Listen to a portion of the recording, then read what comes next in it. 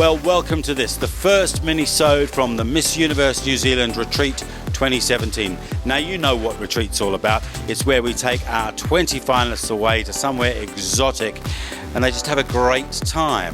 Well, where are we? Where is the exotic place that we've headed to this time?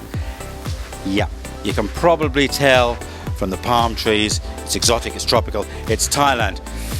Headed off from Auckland Airport and we arrived, and Jenna, you are coming in to tell us exactly what that experience was. What was it like arriving in Phuket? It was pretty phenomenal. We got welcomed with these beautiful handmade flower leis. Welcome to Thailand. Are they still in existence? Have you still got your lei? I do have it, but it's looking a bit sad. Yeah. It's wilted, has it? So when you were met at Phuket Airport, kind of treated like a VIP? Yeah, we were pushed right through. We didn't have to wait in any lines. We just got to take the quick route. It was really cool. Did you notice that thing where they had that amnesty bin for alcohol? If you brought in too much alcohol, they had this really big bin. And I think it was like the staff Christmas party. Really, it was terrific because if you brought in too much alcohol, you just put it on the side into this bin. And I offered money, but I didn't get it. Jenna, thank you very much indeed.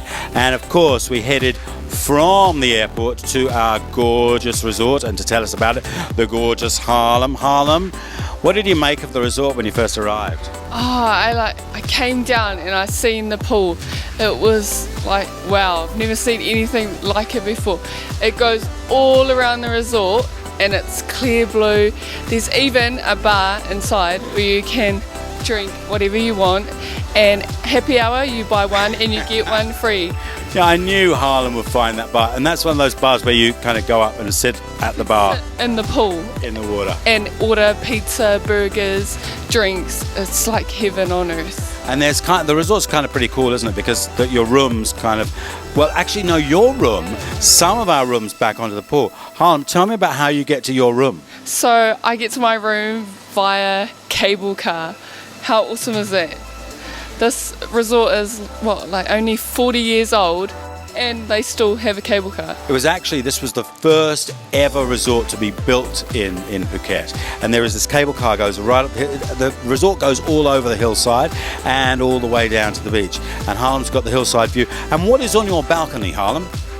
I have a jacuzzi on my balcony, so we can just chill on the deck and have a spa and look out to the awesome view.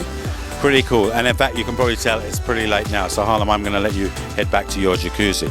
Alright, so there has been so much that we're doing. One of the things, of course, that we do while we're on retreat is we shoot the swimwear calendar. Yep, all of our contestants get to do that bikini shoot, that swimwear shoot. So let's hear about one of their experiences. Kate, come in and join me. Now Kate, you've done your bikini shoot. How was it? It was really fun. It was really awesome to have such a supportive team, and I just had a really good time. Now, if you've seen Kate's Facebook, there's about 6,500 followers have seen Kate's Facebook, and thousands of others too. You've done a bit of modelling before. Yeah, I have. Unfortunately, I did it in Oriental Parade in May, and I was so freezing, and I was just we had to stop it after 5 minutes. So being in Thailand where it's warm is just so amazing, because you can just keep going. And that's kind of the thing with us. We put the swimwear back on the beach. It kind of makes it a little bit more, there's more context to it. And of course, after you shoot, you can just go and get in the sea. Exactly, it's so great. Or even the pool. Thanks, Kate. Brilliant. All right, so there have been lots of things we've done here already. I mean, it's pretty well go during retreat. One thing though, that Kate, who's always got a great story, there's a fruit here. Come in, Kate, come on. Now there's a fruit here. It's called the durian, and I'm just going to let you tell everybody all about it. Yes, all right. Well, a few of the girls did try it, and they did like it. Holly Waghorn liked it. So I don't like trying new foods. It's not my thing. But I saw Holly try it, and she was like, "Oh, it's all right." Oh yeah. So I thought I'd give it a go. Not the same story for me. The flavour was, it sort of tasted like caramelized onions, but it's a fruit, so you have the idea in your head that it's going to be nice and sweet, and citrusy. But what does it look like? sort of looks like a spike. It's really hard to explain. But apparently it is quite addictive. People get addicted to durian.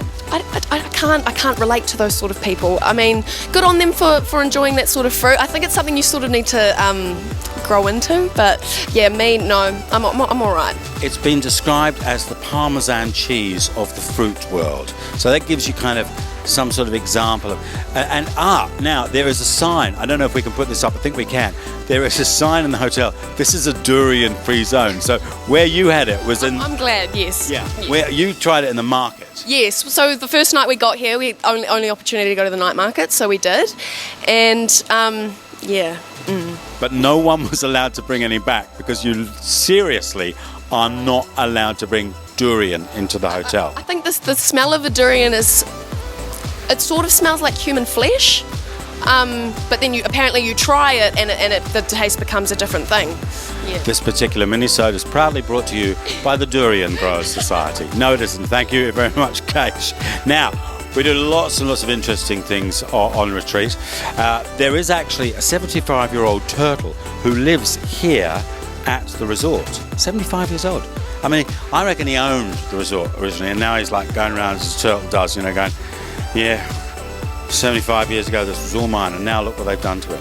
But there are turtles everywhere in Thailand, and we headed off to a turtle sanctuary. Did we not, Tuljai? Come and tell us about the turtle sanctuary. What goes on at the turtle sanctuary?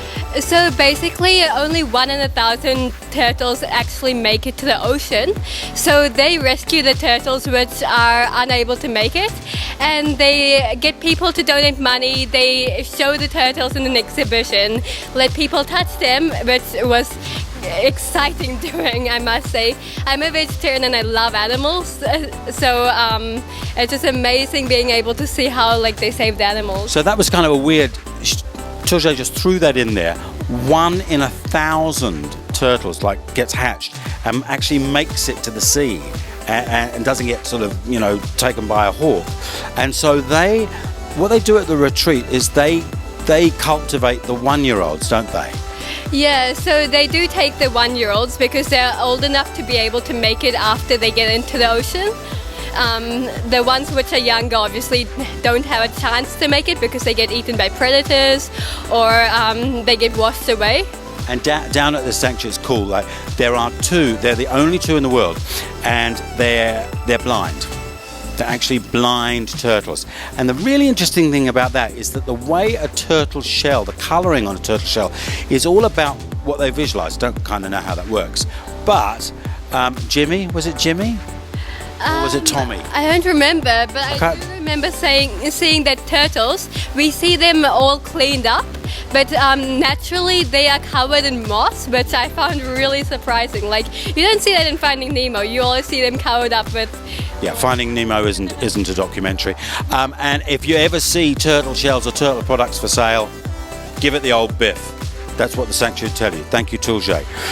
And on Friday, I think it was Friday, I can't remember, it's all a bit of a blur.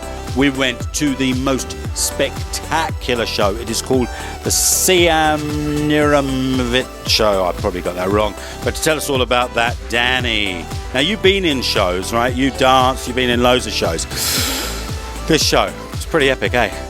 It was amazing. I was really excited to talk about the show because being a performer myself, I know how much hard work goes into it, and it was just spectacular. Right from the get-go, when we arrived, they welcomed us with a song and dance, and we were all walking along with them. They were singing and dancing, we were joining in. It was so much fun. Now, I don't think we can show you any of that footage. You might see it in the documentary later, but it really was a fabulous show. What was the best thing that you thought in that show that you felt? Well, it had a lot of traditional things, so for me, I find it really inspirational as a performer, so I loved seeing all their traditions, their costumes and their movements are just really different to what we would do. I love the water, so we're watching, and then the entire front part of the stage became a lake, and the guy walks in and he just jumps in, which was amazing.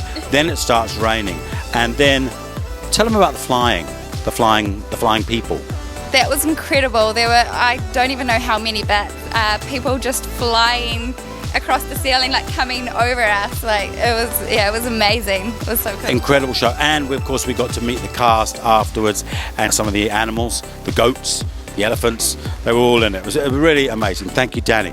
So that is our first mini-sode from Retreat 2017. What a big show to end it. But of course a big show coming up on August the 12th, Saturday, August the 12th. That is when the grand final is on. That's when all 20 finalists will be competing for that big title. But we've got quite a lot more to get through here in Thailand. And of course, you can stay in touch with us, Miss Universe New Zealand, right here on Facebook. Sawadee.